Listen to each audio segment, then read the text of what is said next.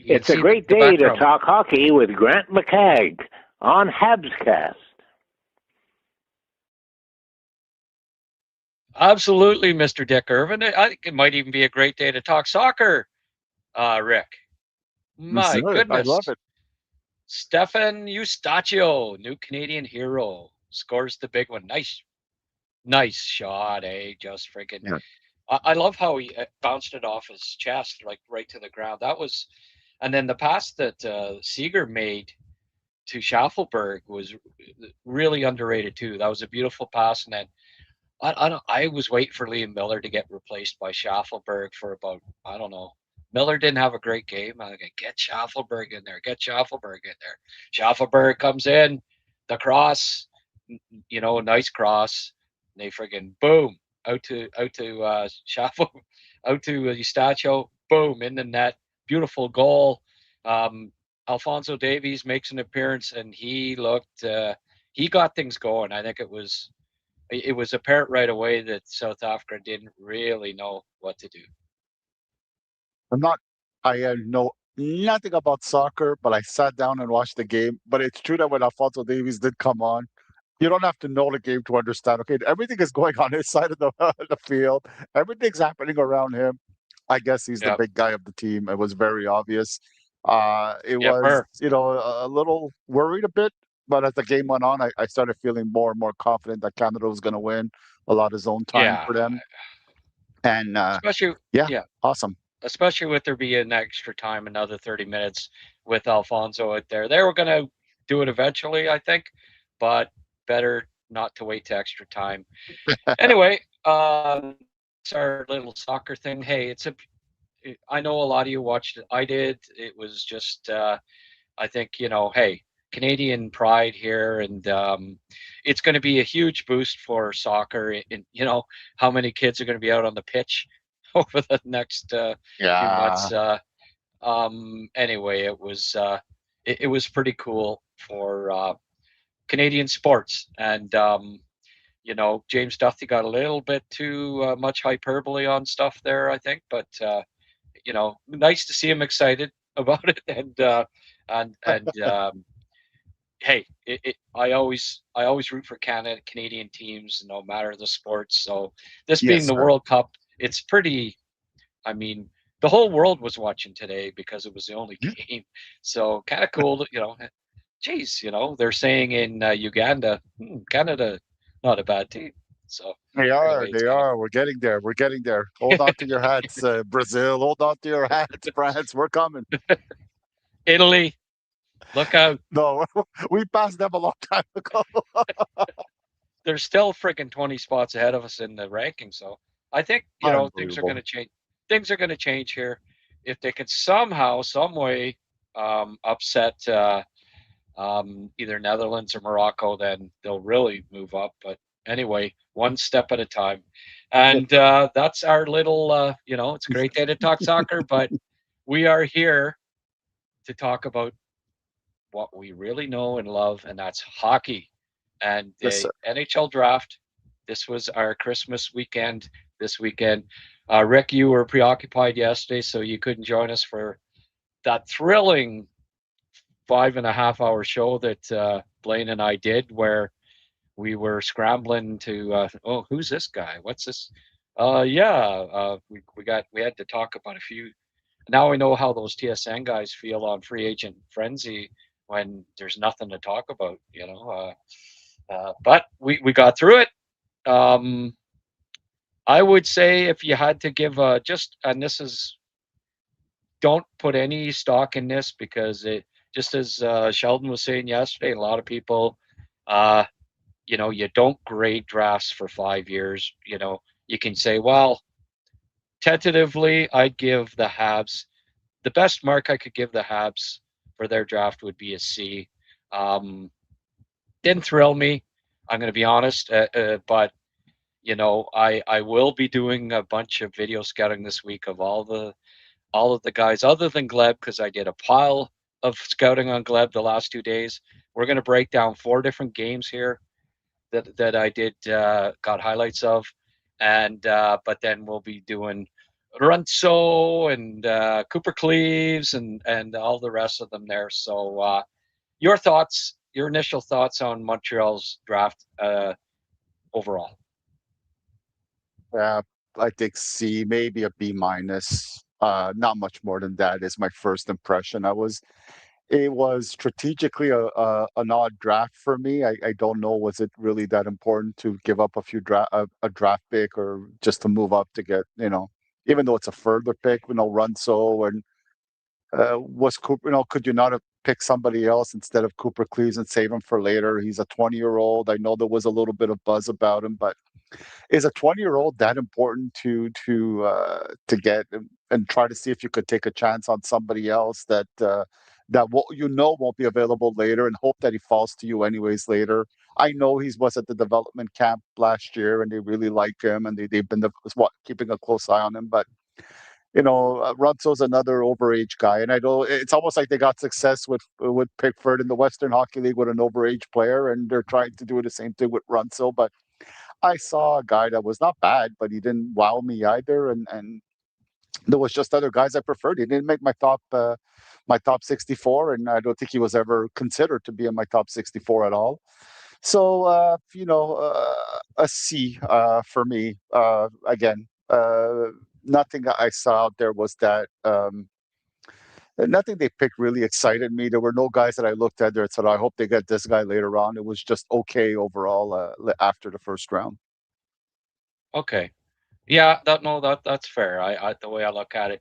Yeah, I think, and even especially in the first round, why the thought that they had to give up a third round pick to move up two Yeah. spots, I think they dropped the ball on that because, I've done some talking to other NHL guys and they're a little puzzled about it. Um, Mhm. Philadelphia, um, I had a really good feeling that and especially when they moved back, Mhm. you knew that, okay, this is for Sokolowski. I knew it. I predicted it. I said it. I was like 95% sure it was Sokolowski that they were going to grab. Okay, um, Anaheim would have been the only possibility that, and this would be Bob Rov. This is the type he does a lot of this digging type stuff and tries to get this extra info and all that. And my understanding from you know the, and another scout was telling me that was at the combine of, I call it there, the Russian combine, Yeah, Gold yeah, Star, the Gold Star weekend. um, right. that Verbeek was there, Briere was there. So Bob Rov overthinking it and thinking, oh, they must be high on Pugachyov. You're right. So we've got to move up in front of Anaheim, uh, or was it Anaheim? Who did they move ahead of? I'm trying to think here. Uh, oh boy. Let Well, I me mean, there just was get the Philadelphia up there, but right, right. Um, let's just see here. It was okay. So the Habs picked. They moved ahead of um, they moved ahead of Philly and Anaheim, yeah, and okay, like right in front of them. Well, okay, that was it. A- Anaheim was there to watch Klepov, obviously, right? Hmm. Because he wasn't Right. at the regular combine, so they were there, and I think Bob Rob probably thought, oh, they must look like they moved ahead of Philly and Anaheim. They moved ahead of two teams, so they're thinking like, oh, well, we've got to jump ahead of these guys because they must like Pugachyov. Well, anyway, Anaheim, as it turned out, took Klepov, so that should have been a hint to, okay, well, that's why the main reason why the GM was there, not because they were high on Pugachyov, but from what I've heard, and then Philly, they were going Sokolowski. It's just that was their guy. You just knew it. So he didn't have to move up for a guy. Rick, I know you had him ranked 25th overall, but I had him I had him early third. Um, Talking to two scouts that had him today, and I asked them, they said, well, one said that they had him ranked 36. The Okay. the team did. Okay. Now, when you've got a guy ranked 36, you're hoping to get him in the third round. All right. Because there'll be guys in their top 35 that are still there late into the second round. That's just how it works. So, you know, they weren't going to pick him in the mid 20s or early 20s. Um, and then another guy, exact same thing, late 30s. So, again, at best, that team would have been looking to draft him late second, but more likely third round. Then I talked to a third scout that said I had him early third, exactly where I had him. So um, to move up to get this guy, it was unnecessary. And I've looked at the tape here on 4 games, and I've kind of reconfirmed. Like I know I put out a greatest hits, and when you do a best of type thing, right? You get I mean, it's a positive only, Mm, right? yeah. And this was over 80 games, and so I had about 100 hits or whatever, and you get thinking, oh, geez, this guy every shift is, you know, he's just a wrecking ball. But Uh, and when I looked at 3 playoff games in a game, I first scouted him in early. I refound this and rediscovered it, and I'd never put out a video, maybe because I was so mhm. underwhelmed. But Yeah. I had never revisited him. Like I never watched a full Mhm. game until now, and I just did his 3 of his playoff games against Loco. Um, that was the finals in the MHL, so a really good test for him, Right. a very good team, and I'm going to play all of the videos here, and we'll discuss it a little more. But let's start. Well, first of all, what are your thoughts on them moving up when you know giving up a third round pick to move up on a guy that most likely the other two teams weren't interested in picking at that point. I, even when the draft happened, I liked him, but I wasn't sold on him to the point where I would be willing to give anything up to get him. I mean, if he falls, if he would have been number one on their list where he fell, that's one thing. But giving up even a third or fourth rounder to move up by two, no, I don't think he was worth that much. I think he's got some qualities that I like, and from what I've seen, I think he could be. I think as a third liner, fourth liner, he could be like one of those impactful third or fourth liners in the NHL. But I'm not moving up. I'm not trading any assets to move up to get a third line player, even one that is somewhat maybe impactful. It's just not something I would think of doing. m- there's no way I kind of like I don't understand why they were so stuck on him and only him. There was other guys I preferred. I would have been happier Yeah, with Ignatavicius. I would have been happier with Sokolovsky. I would have been happier with Cali. Uh, but if they had him ranked, if he was the best player on their list, fine. If he felt it, I'm fine. But they should not be giving up anything to get a guy like that. There was other guys that should have been close enough that they would have been happy with who fell when they drafted. So I didn't agree with the trade. No, there was no reason to do that. Tony Tede saying, "Really, wow, might be a fourth liner. That's a really wild take." Yeah, well, let's watch the video here, Tony. You tell me, okay? Um, there's lots of guys picked in late in the first round that end up being fourth liners. There's lots of guys picked late in the first round that never make the NHL. So it's don't Yeah. this guy does not have top six upside. I really don't. And we'll play the tape here, and I'll show you why. It's just I'm going to start with this video here. He was picked for his competitiveness, right? First and Hmm. foremost, he can hit, but this is not a guy with that can dangle, that has good hands, that is a east-west, like His agility is just okay. He's a north-south skater, right? Right. He's big and he's physical and he hits, but there he is. Okay, there's just just that just gives you a like. I keep seeing this over and over again: the mishandling of the puck, and then giving the puck to the other team. So I'm not sold on his vision. I don't think Mhm. he's overly creative, and I like he is a lot like Josh Anderson. And what has Josh Anderson been in Montreal a lot of the time, Rick? He's been a fourth Third, liner, fourth hasn't he? line. Yeah, You absolutely, know, absolutely. but the more I see of him, I see more and more like he's more Josh Anderson than Tom Wilson to me. Yes, yes, Like I don't yes, think he's as skilled 100%. as Tom Wilson, right? No, Okay, no. well here his skating needs to come. It's okay, like once he gets going there, but his first couple steps a little clunky. I think he might be a little overweight.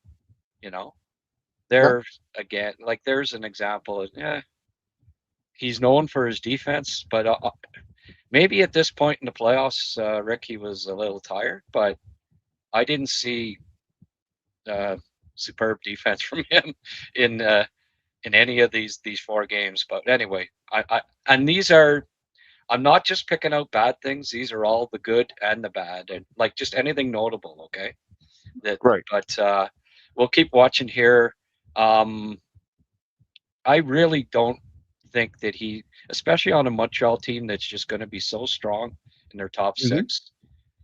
Um, I get you think, well, Tom Wilson's top six guy, right? He complements, yeah, but Tom Wilson is really competitive. Tony, these are MHL games, buddy. This is Russian Junior, so maybe he looks impressive to you, but this is MHL, and that's what he played in the. That's what he played the majority of the year, and that's what he played in the playoffs. So no, this is not against KHL. Now, when he went up to the KHL, he looked okay because, and he will play in the NHL, Rick, right? I'm Yeah, not saying yeah, he's a yeah, no, bust and that he's not going to play, but just don't be expecting a top six yeah. guy. I'd be surprised.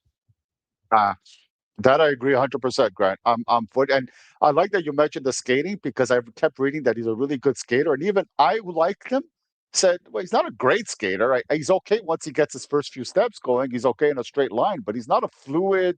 He doesn't take off very well. His edges are not great. There's work to do on his skating. Believe me, I don't know where that came from, but I heard a lot of people say, "Oh, he's a great skater for a guy, big guy." I'm like, no, no, he's not. He is not a No, great skater. no. I had to give Tony a little break there because I don't know what he's talking about. This is all he finished the season MHL, Tony. So just sit back and watch it and actually watch the video instead of just disagreeing without being open-minded on it. Okay, it's okay to be a bottom line guy. I'm not saying it's the end of the world. But I am saying that they didn't have to move up to get this guy because teams aren't drafting bottom six wingers, moving up in the draft in the first round to get them. That's all. I mean, it's a Mhm. little criticism. It's not a huge thing. I just, and I know, by the way, you know, I wrote on good authority that they weren't Philly wasn't taking Pugachyov. Like you can say, well, he was a big guy too, like Katie said there. That's not how it works. Just because you like one big guy doesn't mean you like every big guy, Katie. Trust me, Philly was not taking. They were not taking Gleb Pugachyov. Um.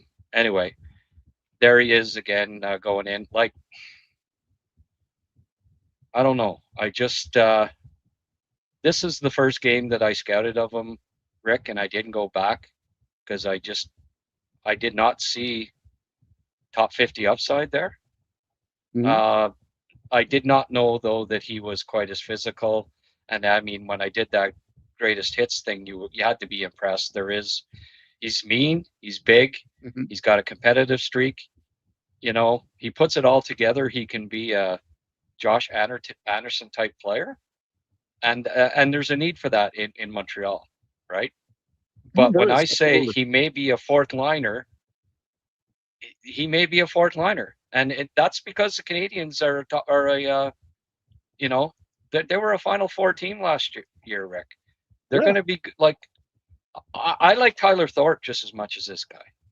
I think Tyler Thorpe could be as effective, and it might be those two that are on a line together with Jack Guy down the road and have the Hmm. best fourth line in the league.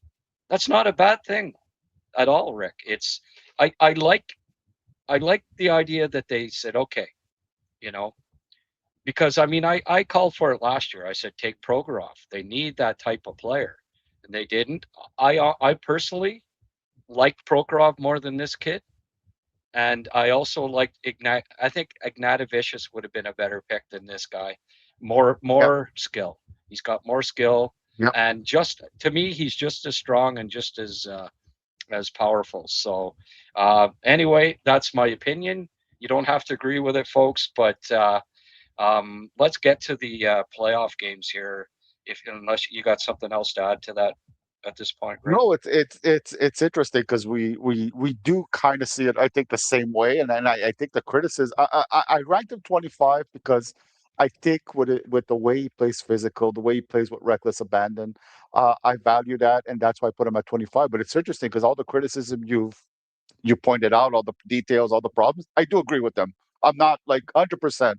I think even defensively, I think that he's willing to play good defense. I think he wants to play good defense, but he's a little bit wild out there. He's got to really start making better reads and not putting himself in a position where he has to play good defense by diving for the puck all the time and running around all the time. You got to be taking the game a little better so that when there is a play that breaks down or something happens, yes, you have that in the back of your pocket that you were willing to block the puck with your face if you have to, but don't put yourself in that position in the first place. So there are qualities that I do appreciate with him, but that comes up to what I was saying before, right? I appreciate him. I'm content with the pick. I'm not excited. I'm not thrilled. I'm not like, wow, this guy's amazing. I'm content. I'm okay with it. With Yeah, the caveat that there's quite a lot of work to do, and I'm kind of happy that he's going to be staying there for another 2 years. It's not a bad thing. Hopefully, he gets some good coaching and somebody that really sits down with him and teaches him how to play a little bit of hockey yeah, and think the game a little better than he does, and that might be helpful. But yeah, right. I see him as a third liner if things go well. I think he may have almost been better in the KHL than he was in the MHL, and there are Maybe. sometimes players like that, you know. So he'll probably play in the KHL next year. I hope that it's fairly regularly, but he Hmm. has no problem hitting and being physical and aggressive against men. You know, it doesn't matter what age. And I think maybe he tries perhaps to do a little too much at the junior level at this point, Maybe. and he's better off suited. I hope that he is in the KHL all next year and that he gets decent amount of ice time and progresses nicely. Again, you know, folks, he's going to play in the NHL. He fits a need on the Habs. He's the future Josh Anderson, but you know, going from what they said at their press conference there, the Tom Wilson thing, I think No, that's a no, no. little, you know, Okay. and Bobrov too, talking about how the one thing that bothered me when he's talking about it, it's saying how him and Vinny Lecavalier got into a tournament over there, like the one that they play against Kazakhstan, Belarus, and the U20 Futures Cup, I think they call it or something. The Russian Okay. U20 team, the Russian U18 team, Kazakhstan, sometimes Belarus. Okay, plays in this. They got in, and he's kind of boasting a bit about the fact that we were the only people there, right? So other teams weren't a lot like, you know, they're still not scouts still not going from North Mhm. America to scout in Russia for obvious reasons, the political Right. climate. But you know, Nick, because he is Russian, he got in. Okay, fine. So he saw him live, but to think, okay, well, we're seeing things that other people can't see on film, right? But and Vinny, him and Vinny, oh, were really impressed. I looked at those games. I mean, he was good, but um, you know, I recall back a couple years ago, Armstrong with Arizona, um, talking about this was before they became Utah. boasting a bit about how he was the only scout. They were the only scouts that were at a very the same tournament, but in this case it was Simashev, and how they got to see Simashev and other people did, and being really impressed, and because of that, picking him at 6th overall, which to me was too high. Like, and I think a couple of years later we can safely say, yeah, Ryan Leonard maybe, and a few other guys, even Michkov perhaps, but Simashev at 6 was kind of a reach, and I just hope that they didn't put too much stock into that one, being able to see him live the one time and thinking, well, because nobody else is here, we see things that other people don't see, and he's going to be, I got the impression, okay, that was going to be their pick regardless, but then Marty was asked about him and then said, did you hear the interview? No, Like I did Marty, not. and I Marty did not says, get to well, hear he's it. a unicorn. And Term again. Nick looks over at him like, that's my bit. That's Yeah. what I say. I'm the one that says that guys are unicorns. Oh, It was God, funny, that term. just the look on Nick's face. But Marty really likes him too. And I'm not surprised by that, because Marty Lapointe's told me, has told me in the past that the thing that he appreciates the most in a prospect is competitiveness. Right. And that's the kind of player he was too, right? Right. Oh, yeah, yeah. That he Totally. puts a lot of stock in that. So I'm Yeah. not surprised that Marty really liked this guy too. And then he was asked, how high did you have him? And they said really high, right? So if they moved up, Rick, from 28 to 26 and were worried about other teams, that tells you they had him probably 10 to 15. Wow. Ooh. That's probably where they had him ranked. And Ouch. I personally think that they may have just valued that, put a little bit too much value on the competitiveness, and Yeah. because I really don't see that kind of skill with him. No. No. Typically a guy ranked in your top 15 has to have a first or second line upside, and I don't know that that's we can have expectations that this guy will be playing on Montreal's second line someday.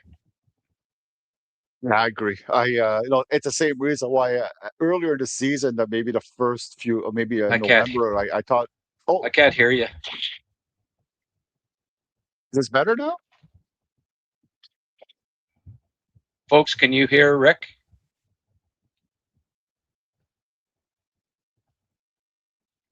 Can you hear me, Rick? I hear you very well. Okay. Yes, I do hear you. Folks, can you hear Rick? Yes, we hear Rick. Okay. Something went wrong here on my end. Let me see if I can get that straightened out. I will start this video here, the second one, and let her go here.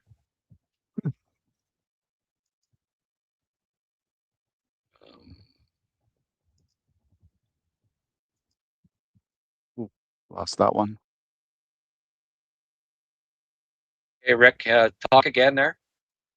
Yep. I'm watching the plays. He lost possession at one point. Was a bit slow to react. I got you. That's okay. Good. Yeah. So my audio switched back on its own off of. okay. I'm using earbuds here and Bluetooth, and it switched for some reason off. Sorry about that, folks. Okay, this isn't the one. Is this? We'll start with this one, or is it this one? No, just hang on.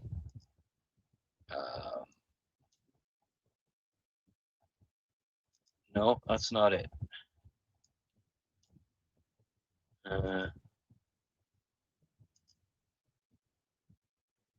Okay, here. This was the first game of the finals, okay? First shift. All right. He takes a guy out, knees him. He got a 5-minute. He didn't get kicked out of the game. No, he Okay. so his very first shift, the first game Ooh. of the finals, blows a guy's knee out. Okay, so he got right here, boom. So he got 5, and they scored. So it was 1-0. All right. Um, and this is the first game of the MHL finals, and so this was game 1. Um, these things happen, and I don't think it was purposeful by any means, and you know, but you can't be sticking your knee out when a guy goes around you. That he there's the okay, there's a hit on the forecheck, which you love from him. I think it's his biggest quality, Rick, is that he's uh, he's really, really dogged on the forecheck, Oh yeah. and but here he is joining the play. Again, his skating, has to come. Oh He yeah. turned over the puck. He turned over the puck quite a bit in the playoffs. Loco's a good team. Don't and I get that, but it is junior, and he is a first round pick, and you hope to see, you know, you hope for him not to be turning over the puck a lot. But Right. to me, it was just a kind of an example of I don't know how much creativity and vision he has, but certainly I love his game away from the puck. He's going to help Montreal defensively. Oh, and there he took a 2-minute minor, Right. and they scored again. So he was in the box for the first 2 goals against in this game. They dropped it. They ended up losing the first 3 games, and they came back, won the next 2, but then lost it in 6. But Okay. Cheka Salayev actually played. They came back from the KHL and played in this series, Rick. Oh wow. Anton Salayev. Yeah, he's on Cheka. So they kind of stacked it up. I They do did. have you seen Skortsov, the number 9 on Cheka? He's eligible Uh next year. I'd Did have you to ever take a watch look him? at my note. I'd have to take a look at my notes. Oh, I don't okay. I don't I don't remember what He he was good, eh? They have he some good players in the is MHL. oh my goodness. He's a top 10 guy for next year Oh yeah. for sure. But we see here again, like what was that? You know, just I'm not crazy about his some of his passing. There, he got off a good shot. He's got a decent one timer, Hmm. but in the playoffs here, he scored 1 goal. He didn't score in the finals in 6 games. Oh, Um, yeah, he didn't have a lot of points in the. He averaged 1.5 points per 60 in the playoffs, right. uh, which is not very high. You know, Hmm. I think uh, I think Demidov was 4 points in his draft Oh, year in the MHL per 60. So just to don't be expecting anything close to Demidov type numbers. And hey, Demidov was a top 5 pick, right? But you saw yes, right I hear there, you. Rick, how that guy. Did you see how that guy, like right here? That wasn't very good.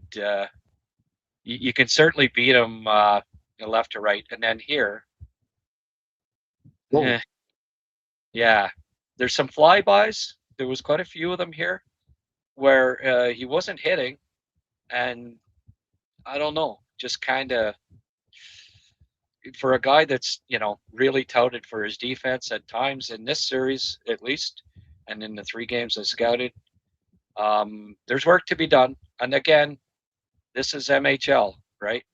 This is um, this is not the KHL. So, uh, you know, uh, this guy's saying he's going to be a third liner. Well, okay, we don't know that.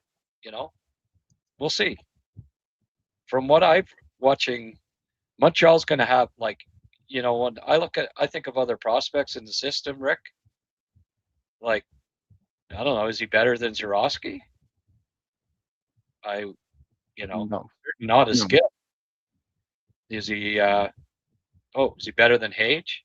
There was one of his. That was his best chance, but again, not a stick handler. It just kind No, of he's not. through, and you know, the puck bounces off the other team back to him, and he just uses his power to get through.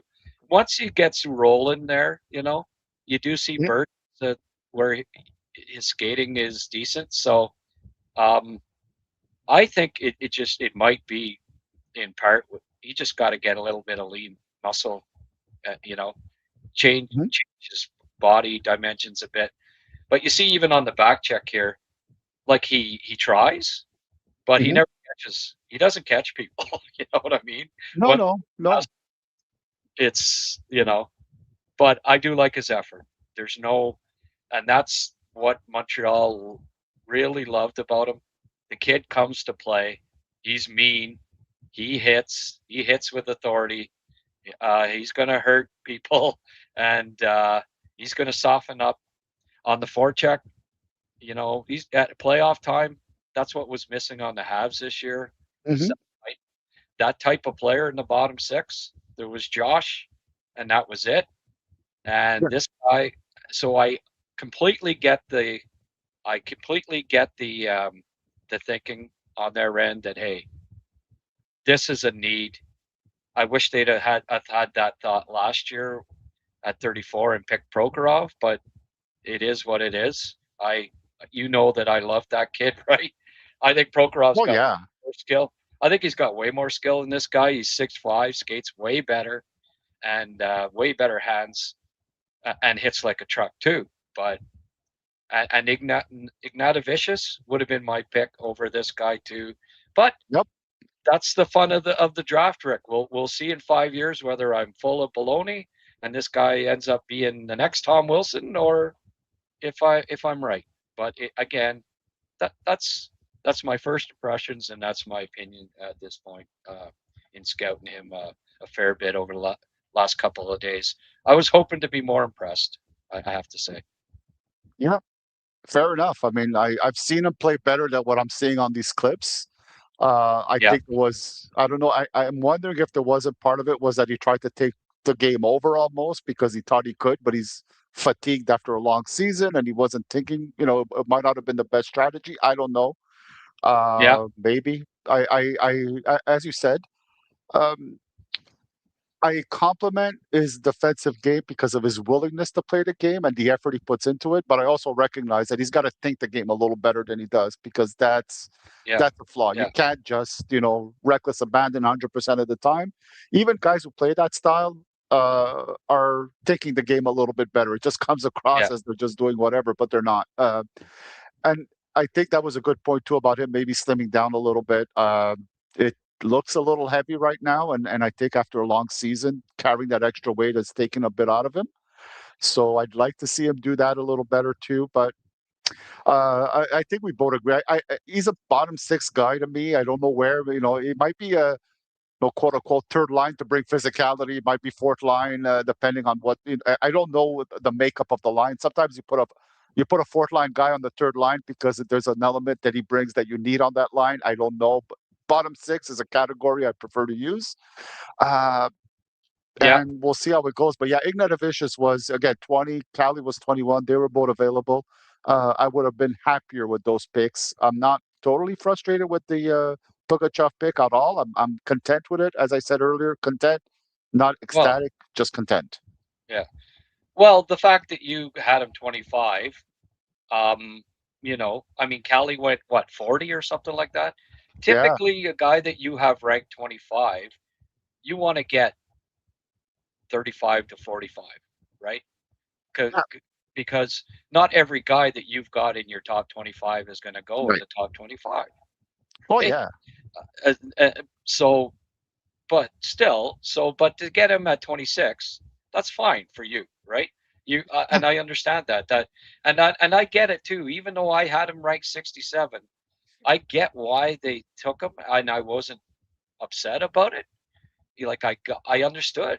Like they wanted, they went for a need. I just think that it was the wrong. Like Ignatavicius was a better choice, Yeah. but Oh that's yeah. my opinion, and that's fine. And it could be, I could well be wrong, and we'll see. We'll see in 3 or 4 years' time if this kid ends up being the best big mean player in this draft class. Here's the start of a game. Okay, like you like that burst, right? Hmm. But then again, it's not stick handling. It's just kind of, Just power. get the puck through, right? It just happened to go off a couple people, and he almost got a good chance. So uh, it's not. He's not going to east-west angle. He's the opposite of Demidov, right? Yes. But that's also, I don't mean that all just in a bad way too. I mean, he's bigger, he's meaner, he's north south. He's going to power through you as opposed to Hmm. uh, beat you one on one with east west moves, right? I mean, that translates to the NHL too. It's just a different, in different ways than Demidov. Absolutely. Uh, you know, but here is another one of the games, and there, see, I like how he comes back.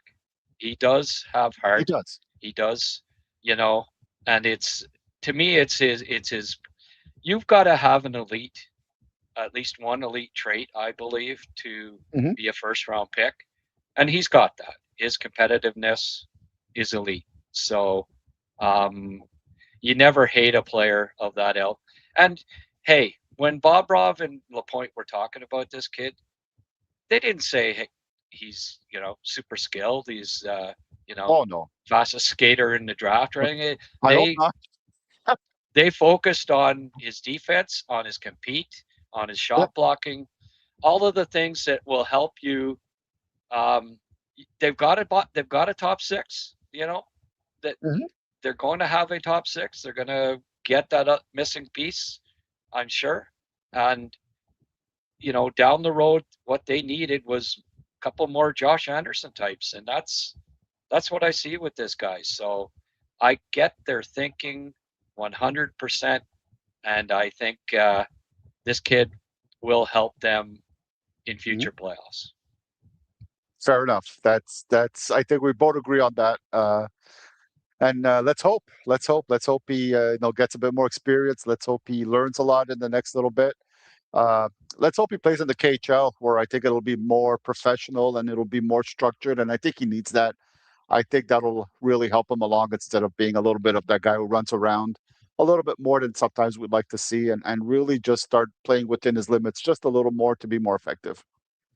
Yeah, there you go. That sounds good. But didn't get a lot of chances in these games. Here, I like this. He came in for a teammate, stuck up for him. You know, Hmm. he didn't get in one fight this year, so I don't know that you're gonna, you know, maybe maybe he needs to go to the Jack High School or the Big George Rock School there, get some get some tips when he comes in. I hope so. It'd I hope so. be nice, yeah, because the way he plays, he's going to be challenged. And Well, yeah, I remember saying that to Stroops too, like because he hit like a truck in college, and yeah, I said, I asked him like, have you fought? No, never fought on the ice. Well, get ready for it in the NHL. He says, oh yeah, I can handle myself, and he was right. There was his darn right nicest play about it. right there. Yeah, this was his nicest, and this is the type of assist that you'll want to see from him. That Hmm. he'll contribute on occasion. Oh, I may have backed it up a little too far there. We'll get to it in a sec. Yeah, right here. Okay, he gets the puck here and powers around the guy, gets it back. Again, I think it went off of their defenseman or whatever, but that's the right play. You know, Hmm. that's a Slav type power assist. You know, Yeah, that was his that'll one be. point in these. That was his one point in these 3 games, and I Mhm. liked it. You know, I mean, I want to see more of that, but you know that that's got to be his game at the NHL level. Didn't see a Sure. pile. didn't see a pile of him on the cycle in these 3 games either, Hmm. and that's gonna have to be his game. You know, the Canadians are gonna need offensive zone pressure from their bottom six a lot more than they got in the playoffs. They need to, I mean, I harken back to the Perry Armia Stahl line that was so dominant that playoff Hmm. run, Rick, Yeah. where they just Yep. had zone possession time because they cycled. I don't know that he's got the puck skills to be really effective on the, certainly not yet. And that's something he'll need to keep working on. And hey, who's got what team has what's renowned, reputed to be maybe the best skills coach, Adam Nicholas, in the league? Yeah. Hopefully, this guy gets over soon, and soon enough, and maybe he gets to the development camp this year too, and Adam starts working with him because That'll be there, big. there is a lot of power forward potential there, but there's work to be done. There's no doubt. Yep. Yep. That I think we could very much agree on that, Grant, for sure. Yeah, there, I like that. He came back, he Good lost the one. puck again, but then just crunched the guy. So oh yeah, you take the puck from me, I'm gonna crunch you. So you know, good and bad. There's good and bad in Yeah. these Yeah. videos. You know, here he is at the front of the net. I would have liked to seen it a little more because that's going to be his game. You know, um, I mean, he's got a decent shot. He's going to score a few goals, but get to that net front and be the Oh yeah. immovable tank in the crease type. You know, that's something like a Josh that I wish I saw more from Josh and Slav at times too, right? Oh geez, But for sure. Oh you know, but we'll that hopefully there's a nice that was number 55. I said, oh, who's that guy? And I had a look. It wasn't him that made the hit, unfortunately. no, no, was it Eh, no? No, but as you notice in these, he only threw a couple hits in the 3 games, so I Yeah. don't know again if he was worn down. I think Koloko was a very fast team, so that may have you know had something to do with it there. But he certainly wasn't the heat-seeking missile that we saw in those videos that I played on draft day number 2 went with Blaine. But that's the potential he has. If he Yeah. can, play competitive like that all the time, uh, he's gonna he's gonna really bring a lot of he'll soften up a lot of NHL defenses come playoff time, as you so uh, wisely noted on Friday night after they picked him, and I warmed up to him a little bit after after Mhm. hearing your scouting report and saying, okay, so it's kind of a cross somewhere between what I've seen and what you've seen Yeah. is Yeah. probably what you get Right. from this guy. You know? I do think we see this. We are seeing the same things. I'm hoping that whatever's not the best can be somewhat fixed. And again, for me, it's more. I'm looking more of it as being. I recognize that he'll be a fourth line player, third line player in that area. I just think that he's got some qualities to be impactful in that role. And how do you value that? I don't know, but that's the way everybody's going to decide for themselves. Some people want nothing to do with a player in that role in the first round. They say go to upside all the time and nothing else. I value that role. I think in a third, fourth line role, but it's going to take some work, and he's got to be work. He's got to really focus on a few things. The hands have to be, they're never going to be good, but they got to become maybe adequate at least. He's never going to have the vision. You just have it or you don't. But within that, he's going to have to learn how to be more effective, and he's going to have to learn how to read again better. There's a lot of things I'm seeing where the angles are off. He's over aggressive on the forecheck. It's good to be aggressive, but you got to time your aggressiveness. You got to figure out your angles a little better, and he's giving opponents passing options too many, and for them, it becomes easy to just move the puck and get out of the way. But if you're cutting your angles better, if you're eliminating options, the opponent holds onto the puck too long, and then bam, you could hit him. But if you make it easy for the opponent to get out of the way and find openings or find outlets, well, you're not going to be able to do what you do best, and that's what he has to learn, how to think the game so that I could do what I do best. Yeah, actually, this was the other assist here. He was in front of the net, and okay, he gets over here. Here he gets to the puck, Oh, moved it to the other guy, and he popped it good. in. So again, that more of that, please.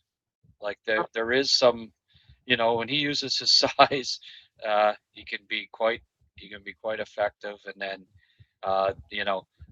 he's not overly creative, but even just make the simple pass, the short pass, and create stuff that way. Here Yeah, he is he did. coming out. Go ahead. Yeah, he did more of that, I thought, earlier in the season than well, I'm not. I wish I'd seen more of that, but earlier in the season, I found he was making quick, short Yeah, passes, and I'm not seeing enough of that. I wish I would. yeah. But even here, like this play here, okay, he gets the puck over along the boards, and then you know Offset. over skate. Like he doesn't have great hands. There is. No, he doesn't. I really do see a lot of Josh Anderson in him, and that's not bad. You know, I Yeah, mean, shit. I wanted two more Josh Andersons on the Habs in the playoffs. So, yeah, you know, yeah, so for sure. but the Tom Wilson, I think, is that's a little bit heavy on the wishful thinking. You know, I agree. I I just totally agree. I don't think he'll be a top line. Be on your first line as a Tom Wilson type. It's going to be more bottom six, uh, forechecking demon, Yep, hitting machine, and that's yep. Canadians need that. They need that for sure in their bottom six. So um, good for them to pick a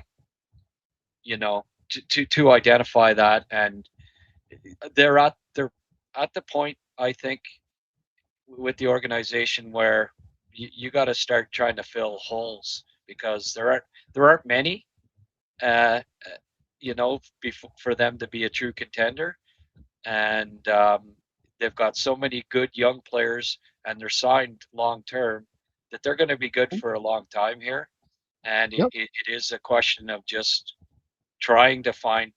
You don't always get them, but via trade and such. Well, draft these guys if you can. Yeah, And there you yeah. saw, there was one of his hits. He does love to hit. I love that part of the Yeah, game. You know, and he's a that big has boy. value because it's hard to get a person to do something that doesn't come naturally. So if it does come naturally to Oh, him, that's a big plus. it's natural with him. There's no doubt about that. Um, other any other trade rumors today, Rick? I guess the Habs have been kind of. Marchenko has been rumored to Yeah, be on the radar. yeah, Um, that's the guy that keeps coming up. you know, I uh, I I mean, are they going to have like six Russians on the team here? Going for, like, are we going Russian or what?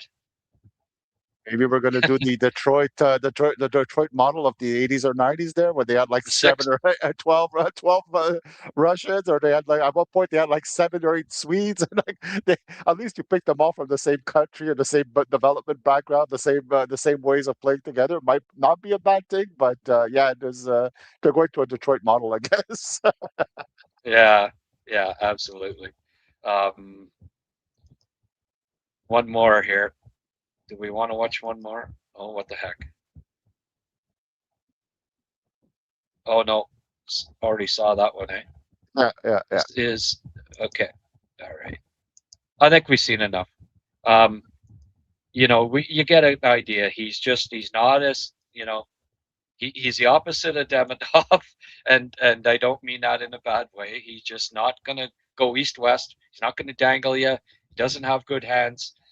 Um, he's not gonna be a 40, 50 assist guy, but Oh, he's gonna block shots. He's gonna hit.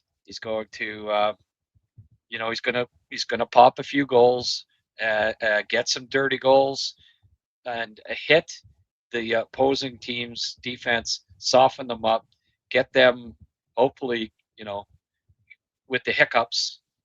They'll hear him coming in, and they'll start turning pucks over, and they'll get offense. They'll create offense and keep pucks in the offensive zone, thanks to his size, his meanness, and his motor, and his competitiveness. That's it. That's it. If you accept him for what he is, you'll be okay with it. But if you're expecting Tom Wilson, you're gonna probably be disappointed. Yeah, and if they pick up a couple of more, Zuccarello, it looks like, is going to free agency, eh? Matt Hmm. Zuccarello, not the biggest guy, but he competes his ass off. Zuccarello, Yeah, like yeah. he plays like he's 6'2", and he's got lots of skill. That'd be a guy that I wouldn't, depending if they can't make a trade here. Uh, he'd look okay with Demidov for a couple of years, just to kind of as a placeholder till other guys are ready to step in. But if he goes to free agency, there aren't that many, but maybe that's someone that the Canadians consider. Yeah. I mean, he seems to work well with another highly skilled Russian winger Yeah, with the exactly. Wild, right? So maybe there's going to be a little bit of that he could do. And he's been consistent. Like the one thing about Zuccarello, but year after year, he gives you a good season. Somehow, some way, his intelligence, his compete level, his skills, he knows how to play the game, and year after year, you know what you're going to get out of him. So yeah, maybe that's a guy that I would also Yeah, look into and see what's available out there. But there's a few players, but uh, it's not going to be easy. Zuccarello maybe being, I believe he's Swiss, if I'm not mistaken. I think there's a little bit of comfort level with the multi-language of Quebec. Might be something that he will maybe enjoy. Yeah, for sure. Zuccarello would be a fine addition for the Habs. Maybe that's somebody to definitely call. yeah. He's like only 5'8", born in Oslo, Norway, Oh, played Norway. in Okay. Sweden. Uh, you know, yeah, he's multi. He's been everywhere. Played Everywhere. in the Yeah. KHL, played in the KHL, played in the Swedish hockey league. He's 38 years old, but Ooh, I mean, 79, 67, 63, 54, 54. He had 54 points in 59 games this year. Like he's he's still still there. almost, you know, he's damn close to being like he's a .9 points per game scorer still. And at 38, he can't command a huge salary, I don't think No, either. So the no. price might be right. Just as a kind, like I say, you know, as an upgrade, a temporary upgrade for the second line. Bump Newhook down, you know, bump Newhook down to the third line, pick up a Yeah, friggin' center via trade, and that they're improved. But anyway, it's a name that I thought, eh, I know they're trying to get bigger, and he kind of goes against that, but he competes. He doesn't play like he's 5'8", 5'9". He's a really, really competitive player, and I think more than anything, they need a little bit more competitiveness in the lineup, and I think that was exposed in the playoffs. some big guys don't do much on the ice. Don't just get too caught up with size, folks. It's helpful. It's a great tool to have, but get caught up in how the players play, the competitive level, and the courage. We've seen big guys that shy away from hits or don't really go hard into the boards or hesitate. It's not. It doesn't help to be big if that's the way you play anyway. So it's all about cost and return, right? Nobody's saying to give Zuccarello an $8 million a year contract necessarily for the next 5 years, but Yeah, as you yeah, said, as a stopgap, I think that Demidov would love to have a guy with that kind of ability on his line, that kind of creativity and vision. A lot of the guys he had with him didn't play with a lot of vision or creativity. They were more finishers. They would take advantage of his opportunities. But it's nice to have somebody Yeah, on your line that brings a little bit of creativity with you, so you could bounce off them a little bit more. yeah. Well, he's had 1, 2, 3, 4, 5, 6, 7, 8, 9, 10 seasons with 34 plus assists. You know, and in his last 5 years, 55, 45, 51, 35, 39 assists. So, you Look at know, that. he's a little better playmaker than Alex Newhook, we'll say. Yeah, We'll just put it I that way. will say it. You know, um, but anyway, and it wouldn't cost you any assets, right? Like that's and it wouldn't cost a lot to sign him. Anyway, just throwing it out there. I saw the name come up and say, yeah, he's an upgrade on the second line. Mhm. Demidov did not have that, a player uh, with his smarts and skill and playmaking Yeah. ability to, because Demidov can be a 30. I think he'll be a 30-goal scorer, but he's got to have the line mates, right? He's got Oh to yeah. have, and if you got someone like Zuccarello, you could trade another guy too, right? That too. Trade a, That's a good point too. until Hage is in there ready, till maybe Jarowski's ready, till other guys are ready. A couple of years with a consistent 40 assist guy That. wouldn't you know it might be something to consider. So Yep. um, back to the draft day two. Well, let's talk a bit about the Habs overall here. Uh, the guys that they ended up taking, Rick, um, did you have any of them ranked other than Gleb?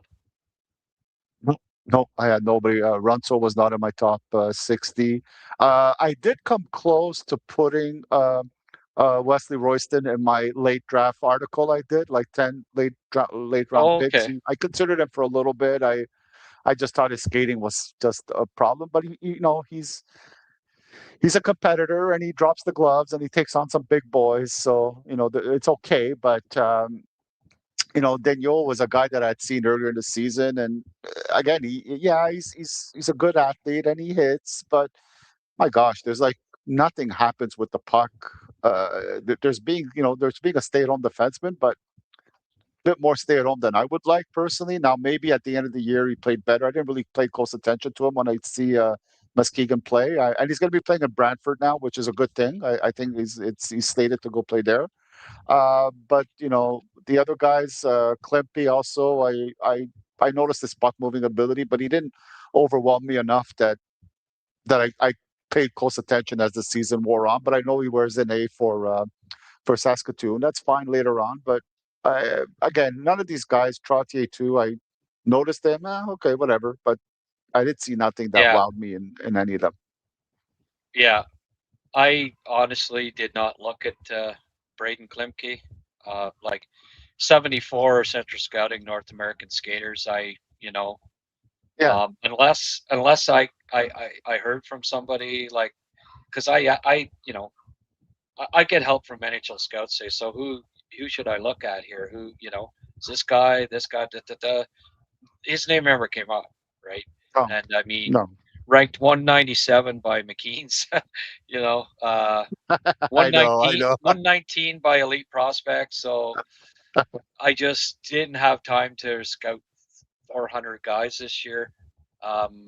If I saw them in a game and they did, oh, who's that guy? Then I'd Yeah, scout them. But I haven't had a chance to look at it. But 42 assists is nothing to sneeze at, right? right. So I will take a look at him, and I will be doing a scouting video on Klimke coming up Mhm. over the next few weeks. But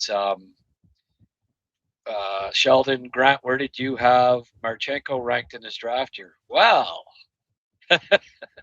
let me tell you, I had him 16th overall, uh, and he went um, somewhere around 50. if I'm not mistaken. So yeah, I was a big Marchenko guy, and when they took Yolonen at 33 or 34, my hope at that point was Marchenko. I was wishing that they would take a take the big Russian, but they did not, and life goes on. I understood it. They weren't drafting Russians at the time. Trevor was a little gun shy with Russians because they just gone through the Galchenyuk debacle, and the Kostritsin brothers. They weren't Russian, but they were Belarusian. And Yeah. anyway, he was a little gun shy with taking Russians high at that point in the draft, and Shucks. yeah, too bad. But Marchenko, it was weird. Like he came from a poor family, and it was just I don't know. I guess he didn't interview real well at the combines and stuff, and people just thought, he's not going to fit in here too well. And he dropped a bit in the draft, but man, he was good at the U18s. Big kid. He really impressed me, and I said, this guy is a top 20. He's a top 20 player in this draft, and I was one of my bold rankings of that year. Kirill Marchenko, 16th overall in 2018. Yeah. So, Rick, we had winners. We had teams that we were impressed with at the draft. Teams that, like Montreal, where,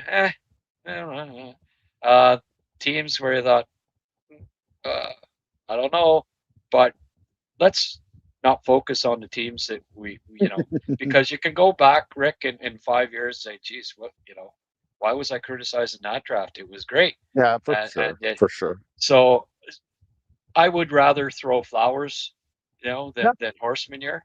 And let's give a shout out. We've each, like I told you to come up with a two or three teams that you thought did well at the draft. Mhm. I agreed with all three. In fact, I had them downloaded, their draft lists, and I said, Yeah. okay, I'll pick three. I'll pick three others, Rick. But Okay, good job. so Thank you. yeah, so tell me the three teams that you think fared well at early returns. Our opinions at this point. Who fared well uh, at the draft? Yeah. Okay. So I think Habs fans, you're not gonna like me. I'm gonna be like persona non grata. I'm gonna be throwing stuff at. I gotta say it though. I gotta say Toronto did really well. I like the Toronto Maple Leafs draft. Obviously picking up Gavin McKenna is a really, really good start, but that's a no-brainer. I think that's not a problem. But Right. Alexander Balecki at 60th, I think I had him 32 in my rankings. He was like the last guy in the first round. I think there's a lot of upside there for me at least. I thought he shined really well in Kitchener on a team that was really, really deep. He was playing on the third line with McNeil, and McNeil was great for Kitchener, by the way. Habs fans should be happy. Yeah. You know, Yeah. Mackenzie's a nice turnaround pick, an overage guy, steady defensively. You hope that he could maybe, be your seventh defenseman one day and help out. He's steady, nothing really spectacular about him. But Zach Olsen is a powerhouse in the third round. That's a really nice pick. But man's good Munson in the third round. Thank you. Like what a nice little gift that fell into their lap. I really thought this guy was any day a second round draft pick. Hard nosed, right shot defenseman. Plays the body with gusto. It was a good draft. I think they did. Even Cooper Williams is not a bad pick. Bodie Papoy was not a bad pick at the sixth round. He's not a good skater really, but he finishes his check. He plays hard. He's a little bit raw. I think he's going to Lindenwood to play college hockey, which it's not a college I know very well, maybe, but I don't know how good they're going to be. Oh, But he's a good prospect if he's going to Lindenwood there. Rick. Boy. but he's a sixth round pick, right? So it's okay. Yeah. But sixth round pick is a sixth round pick. So Toronto Yeah. got a lot of picks and did it well. I kind of like the quality of their picks. I really like Olsen at 73. Oh, They're like their third fantastic! round there, getting Olsen and Goodmanson at 73 Yeah, and 76. Very yeah, nice value. I know guys that had Goodmanson early second. I Imagine, eh? ranked him early second. I ranked him Yeah. 33 or 34. So 76, he's still on the board. Olson, I Wow. had 50-ish, and I think most of my brethren there had him ranked. They certainly had him as a second rounder and in the Oh yeah. 50s. So, you know, mid third to get Olson and Goodmanson.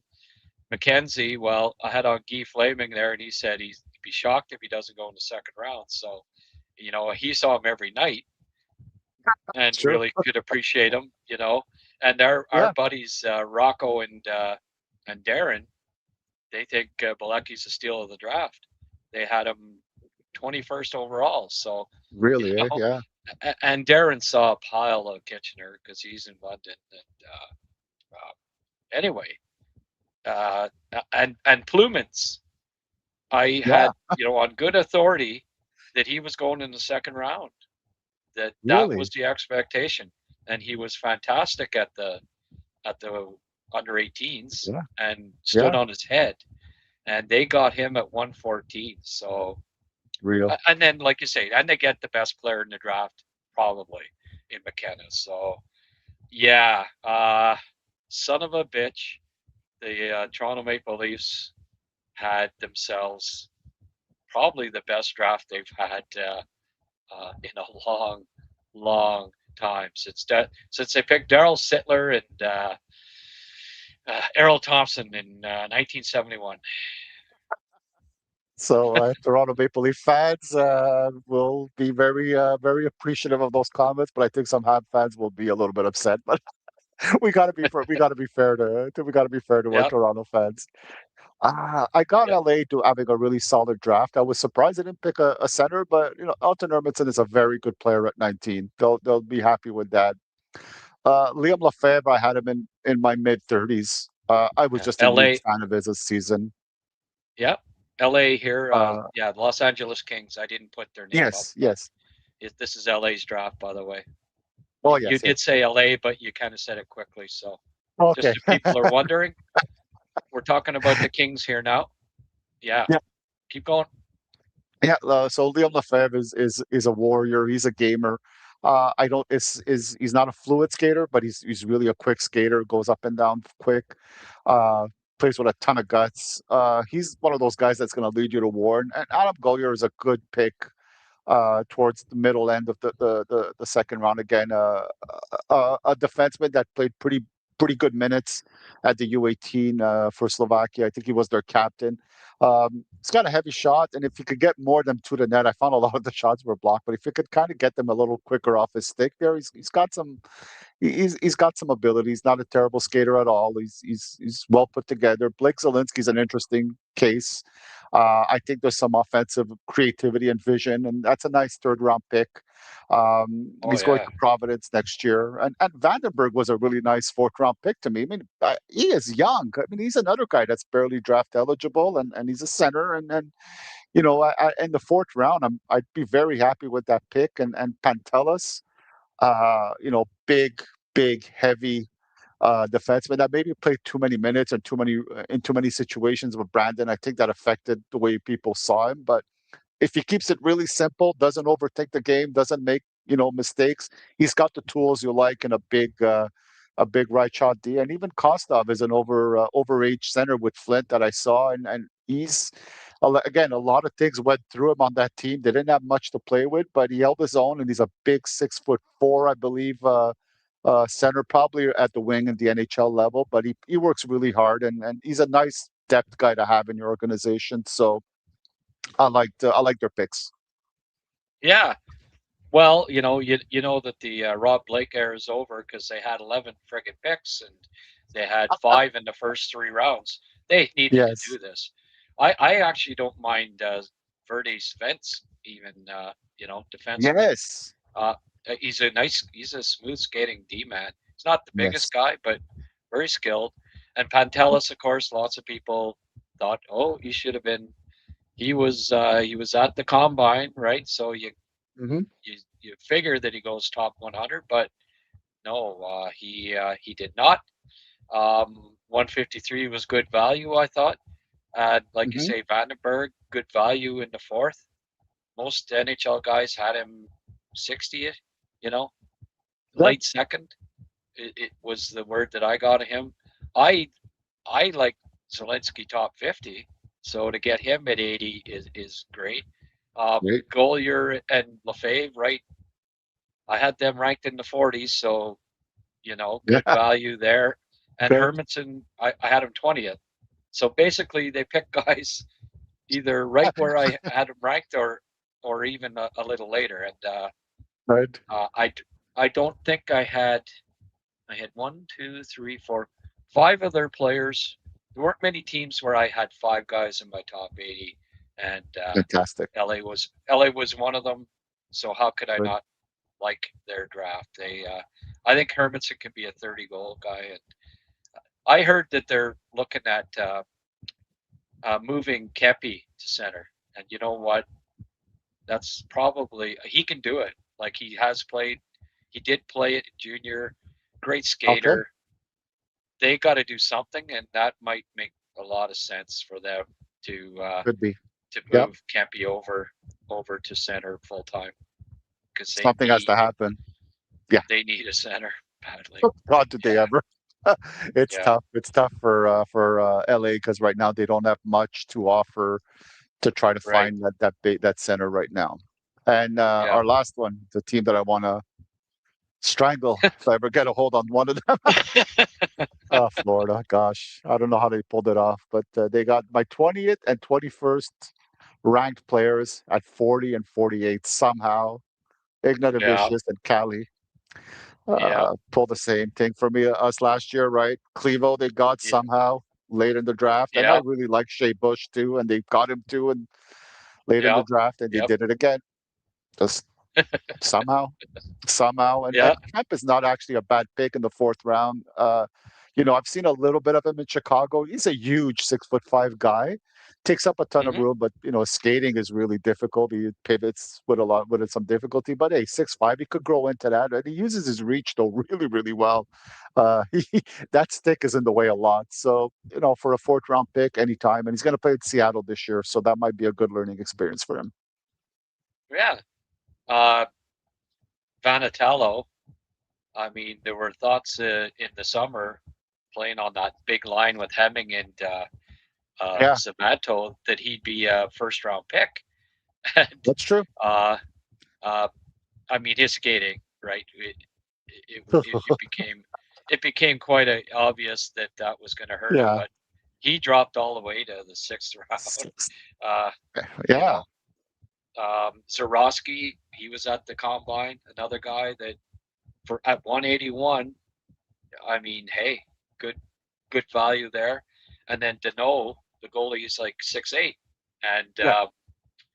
uh, Blaine saw a fair bit of him, and he thought he was okay too. So you know, for a team with no top 39 pick, once again, He they did it. managed to find value uh, with later picks. And yeah, I had Clevo at 33, and they got him in the hundreds last year. And God. Ignatevicius, I had 15, and they get him at 40. So Oh, jeez. I don't know. The rich get richer as far as we're concerned, Rick. I But know, I know, I know. those were three really good choices. I'll add three more to that, and there was probably a Yeah. couple others that could be considered. But I mean, San Jose, right? Oh, Uh, they got Stenberg at two. As somebody mentioned, he might end up being better than McKenna. I like his all-round game a little more than McKenna at this point. I think he's got more grit, compete, but yeah, that's not to say that McKenna will round out his game. I'm pretty confident of that. He's going to be a star, I do believe. But this guy could be a star too. He's uh, he's a hell of a player. He's going to play with Celebrini, and you know what that means, right? He's going to be an 80-point plus scorer in of the NHL. course, of course. Stenberg is, and then of course they make that deal to pick up. They get rid of Eklund because do we need Will Smith Ivar Stenberg and Will Eklund, like 3 5'11" first line wingers. You can only have two, Rick. Yeah. Uh, Yeah. you know, and you may not even want two. You might want the 6'3" Chernyshov or somebody on the other Yeah. side, right? And Oh yeah. have that balanced line. So then it bumps Will Smith down with Misa on the second line. Like holy frig, eh? Their top six is going to be just awesome in a couple of Crazy. years. Crazy. But their biggest hole was on defense, and they thought, okay, well, everyone's got us taking Chase Reed. We need the right defenseman to go with Sam Dickinson, who's on the left. That's our top pairing down the road. But they probably like Verhoff as much or more than Reed, right? Absolutely. And Absolutely. they're thinking, you know, he might be there at 9. Why don't we trade Eklund for that 9th pick? There's going to be one of those top, and I said it at the time, one of those top 6 defensemen, Gustafson being the other one, right? There were Yeah. 6 elite defenders in this Yeah. draft. One of them is going to be there at 9, maybe 2, maybe 3. So get that 9th pick, get the best, whoever's left, and he might be top 5 in your list. And I bet you Verhoff was top 5 in their list. So they get the number 2 guy, and they may have gotten the defenseman they had ranked number 1. Certainly earlier in the year, Rick, he was actually Stenberg. It was McKenna, Verhoff, Stenberg was the kind of the going into the year. That was how they were ranked. They get the second and the third guy going into the year in draft rankings True. at the end of the day. Oh boy. That's pretty Yeah. that's pretty good. And then Ryan Lynn picked up another friggin' really good defenseman that I think he may even end up running their power play down the road. I don't think Dickinson's Possible. a first No. power play guy. I don't No. know that Verhoff is, maybe, but Lynn might be. Yeah. They may have gotten their power play quarterback at 21st overall. So that's 3 fantastic. Obviously, they're all first rounders, but you still have to make the right. You still have to make the right choices, and I like all 3 of those for them. They get the goalie, the big goalie Noling, who, man, if he'd just gone off of that top prospects game of the U.S. against Canada, he'd have been a second rounder probably. He was the best player in that game, I thought. But so there is some potential there with him if he can get consistent. Jake Gustafson's a big big center that I expected to go a little higher than that. So 6 rounds decent for him. And then Karmanov, the 7-1 the 7-1 defenseman from North Bay that obviously is raw, Rick. So Very you yes. know, you've got 4 years to sign them now. And Yeah. with that kid, I wouldn't doubt that it's you. 3 years, 364 days, and 23 hours before he's signed. And if he's signed, right, and you go from there. So Yeah. for me, San Jose had one of the best drafts, and I don't think there's any question about that.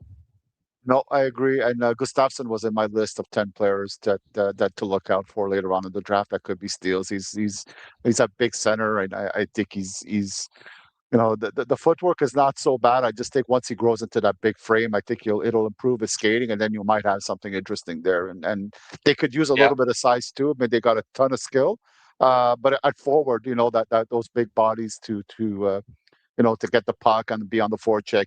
He could be a really good addition in their draft, in their system to for the years to come.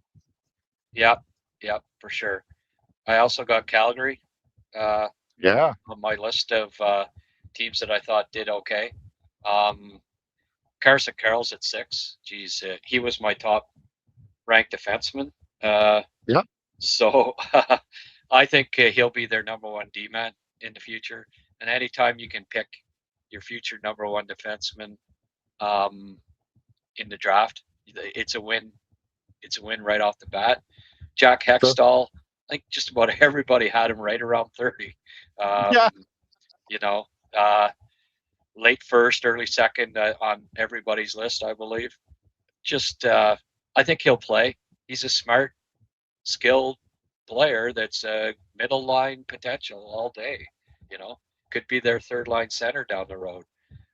Chase Harrington, maybe a little high, but another guy with a good floor. I think he can play in the NHL. It'll be bottom six, but decent size, north south competitive guy that will probably find a role somewhere down the line in their bottom six. So there's three NHLers right there. Then they Right. got what many consider to be the top goalie prospect in the Yep. draft. I think just about everybody had this guy ranked number one. So they got the best goalie, they got the best defenseman. You get the best goalie and the best defenseman in a draft class, It's a good draft. Rick. You, right there and there, you're a winner. And then Yeah. I don't know about the Russian kid, Alan the Russian. Yeah, it's okay. Joey, not going to try to pronounce that last name. No. Joe Aginla, eh, whatever. I mean, I get it. You know, Canadians did the same thing with Eetu Koivu. It's you know, appease the former star on the team, and it's a goodwill type thing. I wouldn't have done it that high, but Oh, who knows? Maybe everyone else is 6 foot or plus in the family. Maybe Joe is sprouts a bit maybe. later and puts on a couple more inches of height, but why not? I guess. I mean, that's the one pick that a little bit of nepotism there. Barabanov though at 100, uh, Okay. 91 point season. I had a good look at him, and he drove that line on a lot of nights. Pretty good defensively. I was quite impressed with him when I took a look, and um, you got a 20-year-old here, so he's ready for the pro game. Like they can bring him into Calgary, play with the Wranglers right away, and probably find a spot. And who knows? At 100th overall, well worth the pick. I had him 60ish, and I think a lot of scouts did. Katalicki, we both liked, right, Rick? Yeah. I had him in my top 80, third round. So to get him fifth round, I think that was good Good one. value. Big kid, skates Yep. okay, north south. Maybe he can find a role, bottom six down the road with the Flames. He's at least got a chance. So all Yeah. in all, that is a hell of a solid draft class for me, Rick. Yeah, I agree. And Greg Conroy has done a really nice job cleaning up the mess that was left over from the previous regime. He's really making smart maneuvers, getting a lot of draft picks, giving himself the opportunities to get nice depth in the organization. He signed guys to short-term deals, 3-4 years. He picked up a lot of guys that had 3 or 4 year deals, knowing that his team was not really going to compete for a while, but maybe augment their value, make them tradable, and get more assets for the future. Boy, Calgary fans should really be Rick, I thrilled that can't they got hear Greg you. Conroy. Oh, I've got. I even have the headphones set to the right thing. Just a sec here. sure. Okay. No. Can you say something? Yeah. Do you hear me now?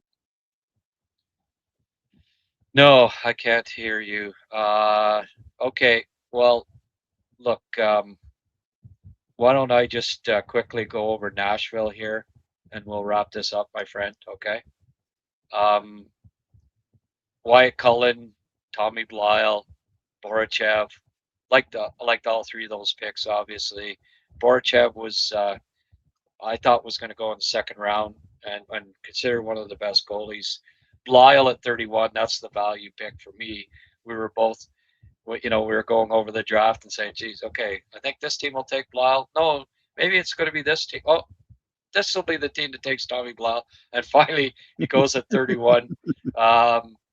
Wyatt Cullen, one of the most skilled forwards in the draft, to get him at 10 is perfect. They need skill. They've never drafted a 70-point scorer in their history. Never. Uh, Brady Martin hopefully will be from last year. Wyatt Cullen's another guy with that potential.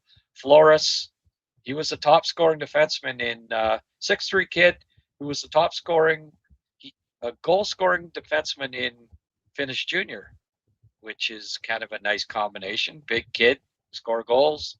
So, hey, why not at 106? Graf is an overager that had a really good breakout year in USHL. And of course, you have mentioned, I think he was one of your 10 sleepers there, Rick. Ben Cassette Ayat in the 6th round. So, sixth best, maybe, according to us, would be the Nashville, or me anyway, would be Nashville, but solid draft by the Nashville Predators as they continue to try to keep rebuilding here. Very sorry, Rick, that I can't hear you anymore, but we are at the end of the podcast. So why don't I wrap it up here? You just keep nodding and smiling politely. And listen, everybody, thank you so much for once again tuning in. Rick, I appreciate you doing this on a Sunday on the weekend. Great to talk to you. Great to get your thoughts on the draft, because I didn't obviously get to have you on yesterday, and it was Blaine and I with our 5-hour marathon. Great job. I so appreciate you helping out with the rankings, and you had a great list as always. And we'll see you soon. I'll get this audio thing worked out, and hopefully, I don't know, next Sunday at the very least, we can do another. We can start looking at draft prospects for 2027. All right. Sounds good. Sound good? Yep. Okay. Thank you, Rick. Thank you. Maybe I think they can hear you. Why don't you say something? I just won't hear you. No, I just want to thank you, Grant, for all your help and support and giving me the opportunity to talk to some of the best hockey fans around. Just all year, it's been amazing, week after week, and I'm really fortunate to be able to do this, and looking forward to a great off season and a great year coming up. Thank you, everyone. Okay. Thanks, Rick. Thank you, everybody. Have a great day, and we'll be talking hockey again soon. Bye for now.